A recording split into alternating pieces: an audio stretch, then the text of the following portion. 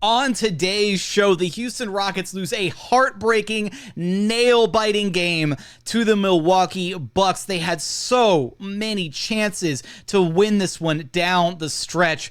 What went wrong? We're going to break it all down for you right here at Locked On Rockets. This is Mission Control, Houston. Ignition sequence start. 6, 5, 4, 3, 2, 1.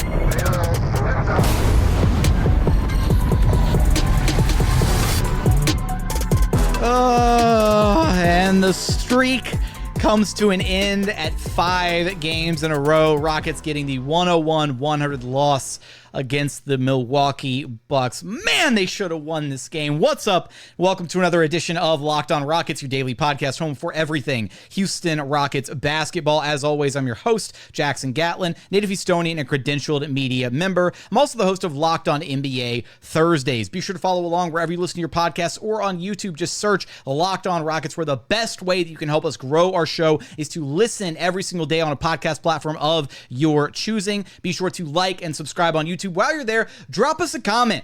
Tell me, give me your reaction to this Rockets loss. I want your unfiltered thoughts, feelings, emotions about the plays at the end of this game. Alperen Sengun and Fred VanVleet with a chance to get the win for the Rockets.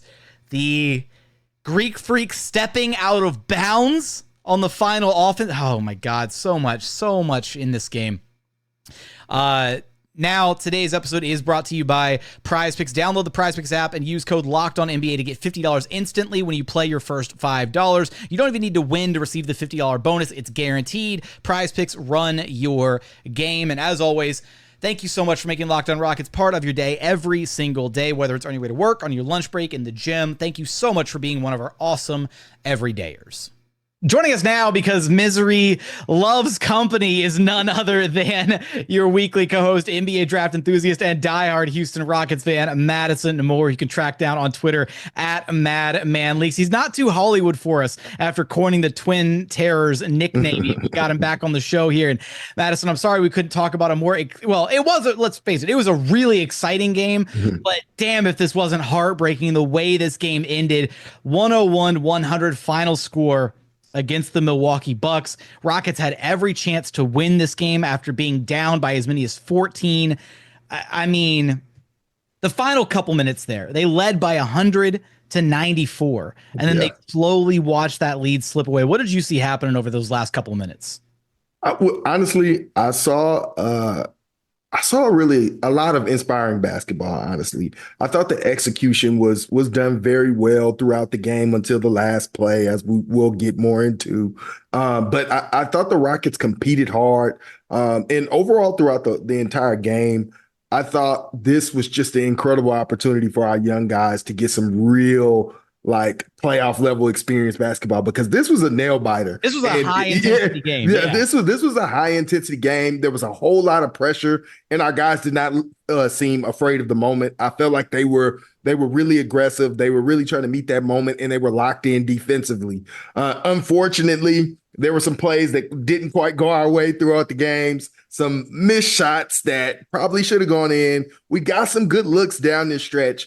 The Rockets lost this game because of just not making shots and lack of execution. Well, but the execution is much improved. There were 3 plays in particular, literally the final 3 plays of the game that we want to talk about here. And we're going to go in reverse order here. The very final play of the game, Rockets are down 100-101. 2 seconds left on the clock. Fred VanVleet is the trigger man out of bounds. Rockets run a beautiful little action, and for whatever reason, Giannis decides to leave. He shoots out to the perimeter, right, because he thinks the inbound is going to go towards Jalen. Great, ATO from Ime. Alperen Sengun is wide open under the basket. Fred throws the ball in. It looked like on replay that Fred completely overshot the pass to Alp. And Alp does not have the hops to be able to get up and secure that ball. Watching it live, it looked like Alp just fumbled the pass. But then you rewatch the replay, Fred completely overshot that pass. Thoughts on that one before we move on to the next play? I mean, honestly, I didn't think the pass was overshot just because I thought it was a leading pass to a spot. That's my thing. I don't think Sengun was where Fred thought he was going to be, because Fred thought Giannis was going to be like on his hip trailing him, right? So he lofted it over the top thinking Alp is going to dive towards the rim. Instead, when Giannis shook loose and went out to the perimeter, Alp was wide open. I think Alp was kind of confused that he was that open, honestly. Yes, I think Alp misjudged the trajectory of the pass. Yeah. And I think that is what caught him off guard. I think Fred VanVleet actually passed the best type of pass because it led him to an open spot where he could finish without guys recovering, because that would have been the issue is, everybody would have crashed to that spot, but he was so wide open because of the decoy of Jalen and that beautiful ATO drawn up for Ime Udoka. And it's just a lack of focus, because you can even see Alperen looking up at the ball, thinking it's going to come right to him, and realizing, oh no, I need to be moving with the ball. And at no point did Alperen actually move with that ball. And if he just judged the trajectory of the pass correctly, he'd have took 2 steps to the right instead of taking 2 steps to the left. And then he would have had an easy layup, which was just heartbreaking because the game was won. The game was won. That was a dunk. You know what I mean? The game was won. The game should have been won a couple possessions before this one. Rockets have a chance, final realistic offensive possession, right? They're setting up a play. Fred VanVleet has the basketball. He's dancing around the perimeter. He draws a crowd, and he winds up dishing the pass back to Alperen Sengun, who's on the baseline, and has a wide open, because Fred VanVleet drew so much attention. Alp has a wide open little baseline. He goes for his little push shot, and you got to give credit where credit is due. Giannis Antetokounmpo recovers, blocks the shot, an insane defensive recovery. But here's the rub, Madison. Brook Lopez gets the rebound, and he passes it immediately to Giannis, whose foot is literally on the baseline. Are you kidding me? It wasn't quite as egregious, but it was literally Kevin Durant tipping the pass back while like 8 feet out of bounds against Golden State all those years ago. It was literally like part 2 of that. Giannis's foot was literally on the baseline when he caught the pass, the rebound from Brook Lopez. That should have been the game right there. Yeah. That should have been game right there. That should have been Giannis's. How many turnovers did the Rockets force on Giannis? That should have been Giannis's 9th turnover, and that should have been game. It should have been Rockets ball, no shot clock, up 1, and that would have been the game before Dame's little game-winning layup. I'm sorry, I'm heated, man. That was ridiculous. Yeah, man. It was. I like I said, man. This was a tough loss, man. The Bucks stole this one from us, and they stole it off the backs of their stars. I really just feel like their stars out executed us at that last end possession game, and it's like even that play that they ran to get Dillon Brooks a wide open 3. Alperen got him a wide open 3. And he misses it, and it turns around, and it is a basket down the floor, like an easy basket down the floor. We even got our guys lined up. We had Dillon Brooks on Damian Lillard on that play that went up 1, and that was actually 2 plays in a row where Dame just burned him like he wasn't even there, like our best defender. You know what I mean? So it's just that the refs could have saved us, or not saved us, but rightfully called the right plays. That's what I want to add. Even though there were a lot of great decisions over the course of this game, we're going to get into some of how the Rockets got to this point in the game. We'll talk about the game flow, some of the early goings. We'll get into some of the individual performances. But as good as each one of them had played throughout the course of this game, I think my one criticism of Ime here is he shouldn't have gone back to Dillon, because Tari and Ime, like Dillon had been on the bench for so long during that stretch where the Rockets fought back, got back the lead, and then took over the game. Like, obviously Dillon was an important part of this game, and I want to give credit where credit is due. Dillon had some impressive defense throughout this game on Giannis. I just think by that point in the game, he had been iced out for being on the bench too long, and you should have stuck with one of Amin or Tari in the game, because they had been in the game up to that point. So whatever point it was that Ime brought Dillon back, I just think he had rested too long and was a little colder on offense. And even then, when, especially the other thing too, is, when you're fighting that hard all game and you spend you get that extended stretch on the bench, maybe you start to lock up a little bit, you start tightening up a little bit. And for him to have to check in on, those final possessions and having to guard Dame down the stretch, I don't know if that would have been the thing that would have won them this game. There were just ultimately, Ime talked about it post game.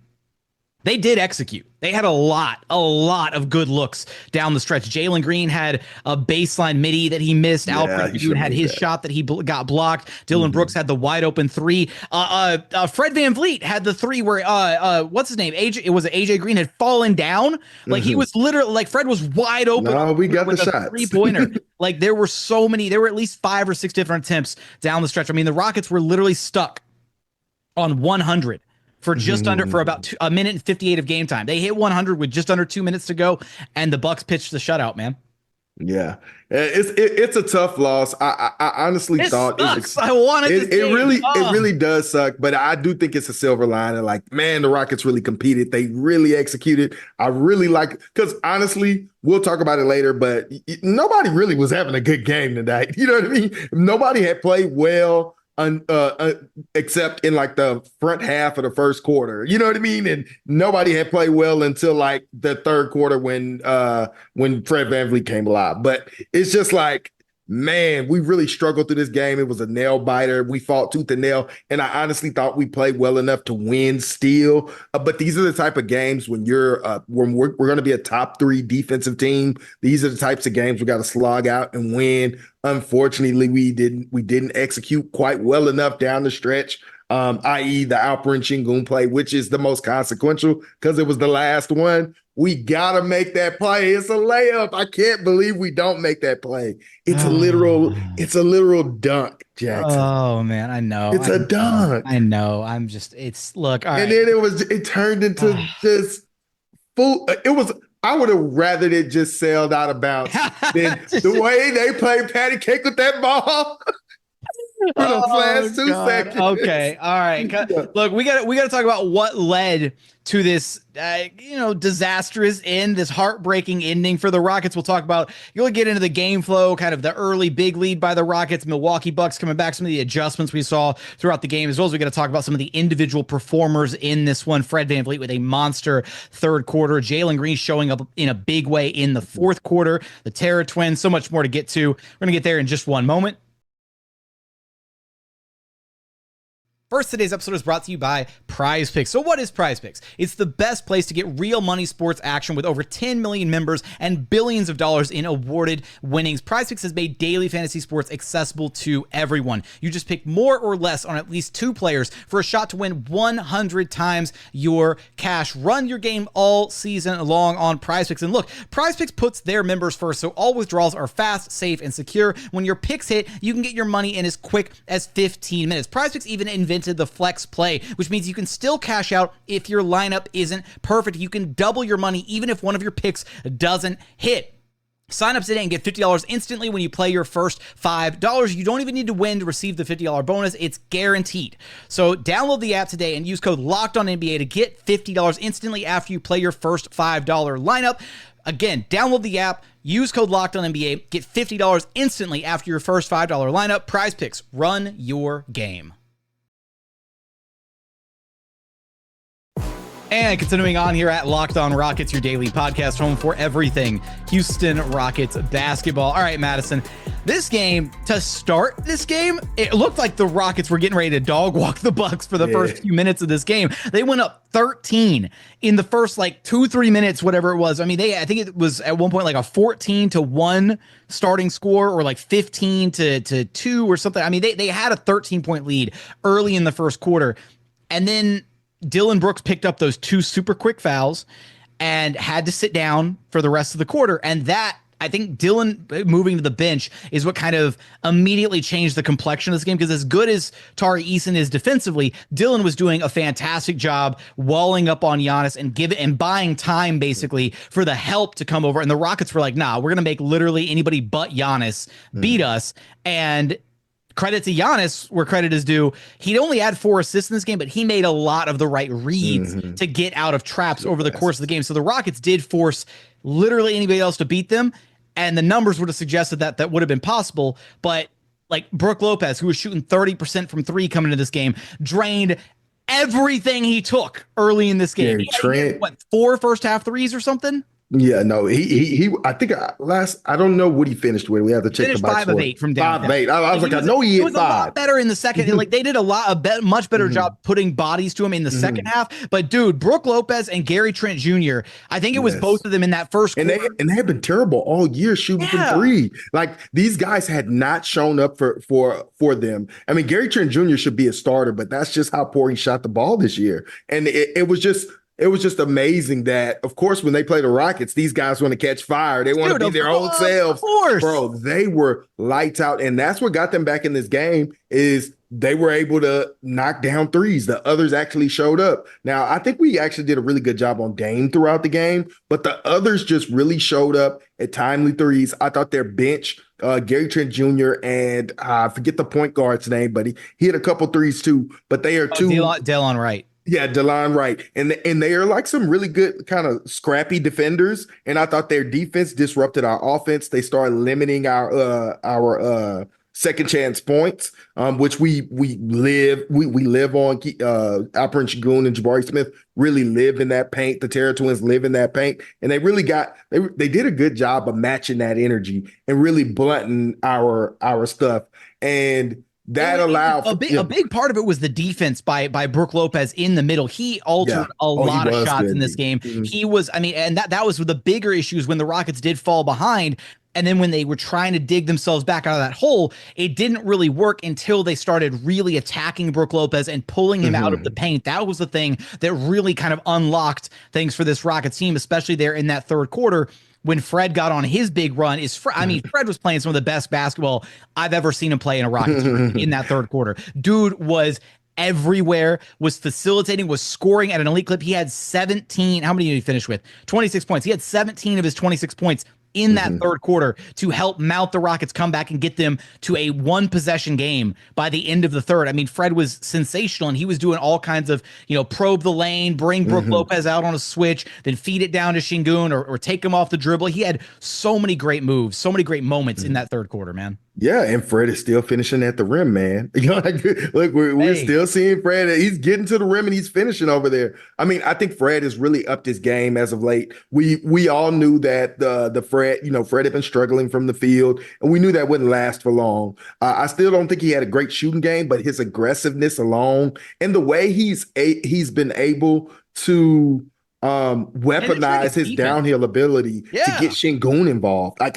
he's done some really good stuff in tight corners, just probing the paint and hitting Sengun for an easy layup or dunk throughout this game. Something similar happened when Giannis made that amazing block. That was an amazing play by Fred VanVleet to get Sengun the ball wide open. Giannis just made a Giannis play. But he had another one a few moments before that, right? Where he switched and he got Sengun like pinned on a smaller player at the rim and was able to then dish the ball down low, and Sengun was able to turn and then just immediately elevate over the top. Like all those kinds of plays were so huge from Fred. Honestly, though, like one of the biggest standout adjustments. If we're do you have any other thoughts on Fred's game before I get us to our next point here? Go ahead. Like, I thought the crazy adjustment was shout out to Ime Udoka, because again, I really did think he coached a beautiful game to try and come back and dig back into this and overcome what the Bucks were throwing out there. He decided to go small in the third. Got to. It was impressive that he decided to go small when Brook Lopez and Giannis were both still in the game. And then what that did, right, going small, going 5 out, the Rockets were then able to switch a lot more actions. And what it did is it ultimately drew Brook Lopez even further out of the paint to allow them, right, to attack, to get into space. And then when Brook Lopez came out of the game, he came back with Alperen Sengun, who was then able to punish the Bucks for not having a true interior presence outside of Brook Lopez, right? Because Brook Lopez was stifling a lot of Sengun shots in and around the rim, a lot of other shots in and around. He was just altering so many looks for the Rockets that getting him out of the paint and then attacking when he wasn't in the game was critical. No, yeah. I mean, that was huge. I mean, it was clear that Steven Adams was just not going to cut it. He wasn't moving fast enough. I think he was one of the big reasons the team's offense stagnated so much. And it's really hard to get that second unit going with Steven Adams if he's not moving well enough, because we have these guys who want to get downhill, and Jalen Green, Thompson, and Tari Eason. And Steven kind of mucks up the paint in that way. So by bringing him out in the third quarter, our guys got to get out and run. The lane opened up. Jalen got to get downhill. Amon, I thought, got downhill a lot this game, and that really opened up everything. And Brook was killing us from three. We needed a guy who could get out there and actually contest his shot from out there. And we don't have a rebounding problem. You know what I mean? This team gang rebounds. All 5 players rebound on this team. So we can play in versatile situations like that. And that's how the Rockets like to play. They like to play physical. They like to play in the passing lanes, and they like to play up and down. And I was glad he made that adjustment. And that's an adjustment I want to see moving forward. Also showing some more Jabari Smith Jr. at the 5, which gives us the ability to have that size while still retaining that switchable nature. I'd like to see us do more of that, because right now, Steven Adams, he's just not moving well enough. He's not in good enough shape. He's coming back from injury, and that's okay. But right now, we're trying to win games. You know what I mean? And Jacques Landale, although he's been good offensively in his spurts, defensively, he's just not been as effective as we need him to be. But we have a different way to play in those secondary lineups that really will help our young guys in their development and the way they like to play. The March Jalen Green, you know what I mean, with small ball 5. I mean, not small ball 5, but Jabari Smith at the 5. We have the ability to play like that in spurts. And I think that could be this Rockets' secret weapon to unleashing their young guys in the minutes when Fred VanVleet is off the floor, when Alperen Sengun is off the floor. Now you get your young guns up and running with this spread offense. Man, we got some other points to highlight here from this game. I want to talk about some of the adjustments that the Bucks made ultimately in this one too. Going to get to some of the individual performers in this one. Want to talk about Jalen Green, Alperen Sengun for sure. Going to get to all that and so much more here in just one moment. First, today's episode is brought to you by FanDuel. Get ready to tackle the NFL action with FanDuel, America's #1 sportsbook. Right now, new customers can bet $5 and get $150 in bonus bets if you win your first $5 bet. The FanDuel Sportsbook app gives you everything you need to place live bets on the NFL all in one spot. So when you get a hunch in the middle of the game, you can check out the latest stats, view live play-by-play, and so much more on the exact same page where you place your bets. Just visit FanDuel.com to join today. While you're there, take a look at all the different odds available. Check out their parlay builder. Check out their different win totals predictions, or just the outright favorites to win this year's Super Bowl. Right now, the Lions plus 350, the Chiefs plus 500, the Bills plus 650, and rounding at the top 5, you have the Ravens and the Eagles both at plus 800. So all those odds and so much more, head on over to FanDuel.com. Never waste a hunch and make every moment more with FanDuel, an official sportsbook partner of the NFL. And final segment here at Locked On Rockets, your daily podcast home for everything Houston Rockets basketball. We definitely want your thoughts on this Rockets loss, 101-100 to the Milwaukee Bucks. One other note that I wanted to highlight here is AJ Green's defense in this game for the Bucks was absolutely superb. Like, dude was everywhere defensively for Milwaukee. He was so good defensively in this game that Doc Rivers decided to bench Andre Jackson Jr. to start the second half. And instead, he started AJ Green, who was just blown. I mean, his point of attack defense was great. He was doing a great job really slowing down whichever Rocket guard he was ultimately placed on. There was a reason that Jalen Green really struggled in this game all the way up to, you know, the beginning of that fourth quarter. And I think it's because he was finally out there and AJ Green wasn't out there to really slow him down. Yeah, I mean, I think Jalen Green's struggles really revolve around his jump shot and the lack of spacing that allows him to get downhill when his jump shot isn't going. Unfortunately, Jalen is still a streaky shooter. When the three-point jump shot isn't going, he needs to lean on his ability to get downhill. But unfortunately, teams are packing the paint. And when he plays in second units with guys like Steven Adams, it doesn't give him alternative options when the jumper isn't going, right? So, and that's what we're talking about, because soon as Jalen is out there with shooters and in space, you can see him electric getting to the rim, right? We can see how eager he is to actually get downhill, but we're not getting enough of that type of Jalen. And he's not Ray Allen. He's not Steph Curry. He's not that type of shooter. We need to be able to give him room to access those other parts of his games so he can have ways to bring his game up when his jump shot isn't going. He's not a bad shooter. He's just a very inconsistent one right now. And we have to find ways, because he's still one of our best initiators to get him going. And if that means, we may have to draw some of those minutes back from, our backup centers, then that might be the key. Yeah, I mean, there were some moments there at the top of the fourth quarter. Jalen had 10 of his 21 points in the fourth quarter. In fact, it might have been 12 of his 21. It was 10 or 12 of his 21 there in the fourth quarter. And he had a stretch where, he was getting downhill. Like there were some moments where he was curling off little pin downs, catching in DHO, and then attacking because they had drawn Brook Lopez further out of the paint at that point, and then he was attacking, getting downhill. He had one finish where he drove and he got Brook Lopez was right there contesting the shot, and he elevated and just kissed it off the glass. Great little touch. And he had the other one driving baseline, man, where he looked Jordan-esque, right? Where he went up fake and then went on the other side of the glass, dodged Brook Lopez on that one. Like I'm talking, he had some really impressive finishes in this game. I just don't know, and you know what? I want to circle back really quick. I want to bring back one more point. We talked about the end plays, right? All the plays at the end of this game, in particular, the number of different high quality shots that the Rockets got. Madison, is it detrimental to this team that obviously they're a team that likes to win by committee? Any guy can be their night, whatever. The fact that down the stretch, rather than it being one guy getting 2, 3, 4, 5 different attempts at trying to, get to the finish line and drag this team to the finish line, instead Sengun got a shot, Fred got a shot, Dillon got a shot. Like I wonder if that's to their detriment, right? Because instead, right, if you're a star player and you get multiple bites at the apple at the end of the game to try and win it, eventually you're going to knock something down, right? Like you're not going to go 0 for 5, 0 for 6 to end the game. But when you share the basketball around the way the Rockets do, was that a mistake, right? So should they have gone to just one guy over and over? I don't know.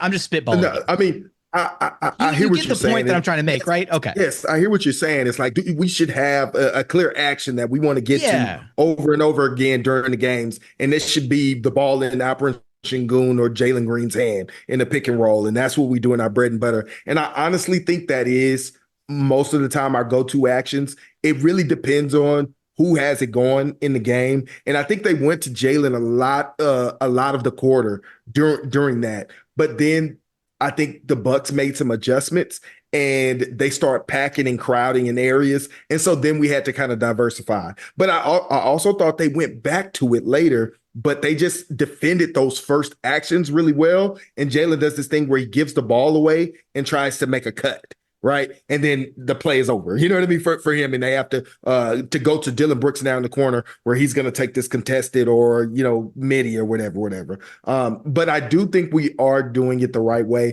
Just because no one has established himself as a superstar, we have a lot of budding, guys who can initiate this offense. And I think this is a good way to kind of get these guys initiated into this process until someone squarely takes over the mantle. We thought Jalen Green was going to take over the mantle the first 5 games. Looks like he needs some more time to figure out the adjustments that teams have put on him to continue to work on that. But until then, I like that we're giving everybody a chance to get their opportunities, and we're winning by committee in those ways. And like I said, I thought we got good shots. I thought guys made good plays. I thought they played for one another. We just didn't make the shots. We didn't execute fully. We didn't catch the ball and make the layup. So I love all of that to end on the poignant note. We didn't catch the ball and make the layup. That's what we're going to keep coming back to this episode. You know what I'm going to do, Madison? I'm going to come back. I'm going to chop up this episode. I'm going to cut that clip of you saying we didn't catch the ball and make the layup. And anytime the Rockets shoot themselves in the foot when they should have won a game, I'm going to come back with we didn't catch the ball and make the layup. That's going to be our new inside joke here at LOR. You didn't catch the ball and make the layup. Oh my God. Look, couple other things that I want to note. I want to give a couple props. One to Jalen Green. There was a possession late in the game where Dillon was the primary on Giannis. Giannis got a screen from whoever Jalen Green was guarding, and then Jalen had to switch on Giannis, and it wound up not being a shot by Giannis. I think it wound up being like a Dame 3. Yeah, the box out on Giannis. That was big time. Like just those little moments, tough. Right? That's tough. Like and look, he did just enough work did the dirty work, boxed him out, and then jumped and elevated. And he was able to tap the pass back to Alperen Sengun, right? I wanted to highlight that. That's him just working his ass off, right? It might not have been the best offensive night for him, but his defense has truly been on another level this year, to where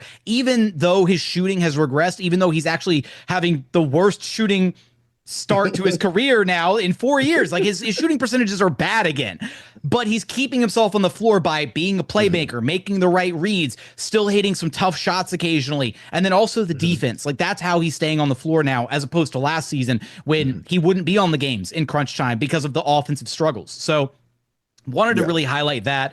Another point that I really wanted to highlight here, got to give a lot of credit to Aaron Holiday, man. Like, man, it's very clear that Ime and company, they want to develop Reed. They want to make sure he gets a taste for NBA action. But when the going gets tough, like, here's a take that should be like the most lukewarm take ever. This Rockets team would be infinitely better with Aaron Holiday playing in the Reed Shepherd minutes. I don't, some people might think, oh my God, Jackson, you're crazy. Like, no, Aaron Holiday's a vet. He knows what's up. He knows how to read. He knows how to make decisions. He knows when it's his turn to shoot. He knows when he needs to drive, penetrate, dish, kick, how to play defense. Like, it's not that Reed Shepherd isn't good at a lot of these things, but there's moments where Reed looks like a rookie. There's moments where he looks a little deer in headlights out there. And for Aaron Holiday to be able to step in, part of the shout out the Stay Ready crew, right? For him to step in and be able to play those minutes as impactfully as he did in the second half of this game after no run in the first half, I just want to give a shout out to Aaron Holiday, man. No, yeah, I totally agree. I mean, that's what it means to be a vet and to stay ready, man. I mean, just to not play for 3 games and then get your number called and then immediately contribute with some big buckets, with some steady play. You know what I mean? That we really needed that from Aaron Holiday. So, man, shout out to the excuse me. Lord have mercy. Shout out to the Stay Ready crew. I'll finish. Shout out to you, Madison.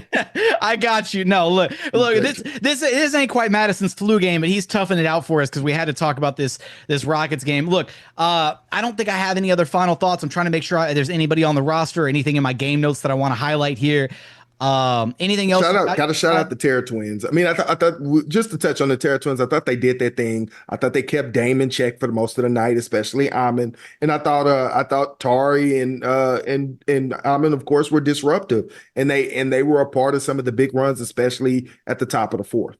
Absolutely. No, I mean, Tari Eason was the one who sparked the first play at the top of the fourth quarter. He got a block or a steal. I'm not sure what it was credited as. And that ignited the fast break that led to the Jalen Green 3 in the corner that tied it up at 83 all. So, I mean, like that momentum carried. And that's part of the reason why this loss stings as badly as it does, because, man, they looked in control of the game early. They completely lost the lead, and they were playing behind for most of the game after that awful second quarter.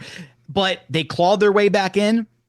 You know, they had a 17-point second quarter and then a 35-point third quarter. Like they had an awful. Really, it was kind of a bad first quarter, too. They had a bad first half, and then they had a really, really impressive third quarter. And then that fourth quarter, they had so many opportunities there, way too many missed opportunities that you have to capitalize on.